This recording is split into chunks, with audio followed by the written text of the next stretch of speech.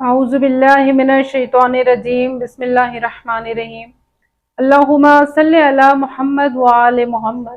بحار الانوار میں حضرت سلمان فارسی سے روایت ہے کہ حضرت سلمان فارسی فرماتے ہیں کہ ایک دن میں حضور اکرم صلی اللہ علیہ وآلہ وسلم کی خدمت میں حاضر ہوا تو میں نے ایک خوبصورت منظر دیکھا۔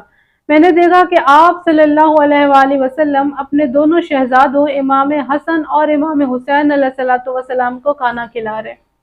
میں وہیں بیٹھ گیا اور میں دیکھنے لگا کہ حضور اکرم صلی اللہ علیہ وآلہ وسلم نے والا توڑ کر کبھی امام حسن علیہ الصلوۃ والسلام کو کھلاتے تو کبھی لقمہ توڑ کر حضرت امام حسین علیہ الصلوۃ والسلام کے منہ میں ڈالتے۔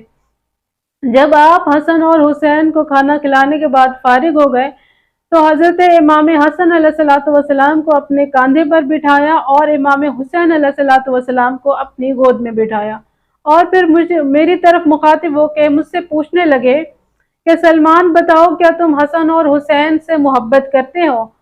تو میں نے عرض کی کہ یا رسول اللہ، کیسے ہو سکتا ہے کہ میں حسن اور حسین سے محبت نہ کروں؟ یہ تو آپ کی محبت کے محور اور مرکز ہے۔ یقیناً میں حسن سے بھی محبت رکھتا ہوں اور حسین سے بھی محبت کرتا ہوں۔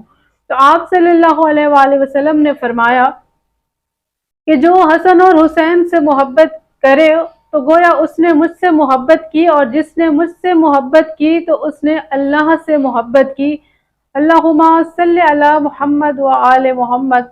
پروردگار سے دعا ہے کہ پروردگار حسن اور حسین کے صدقے میں جو لوگ بھی پریشان ہیں ان کی پریشانیاں دور فرمائے۔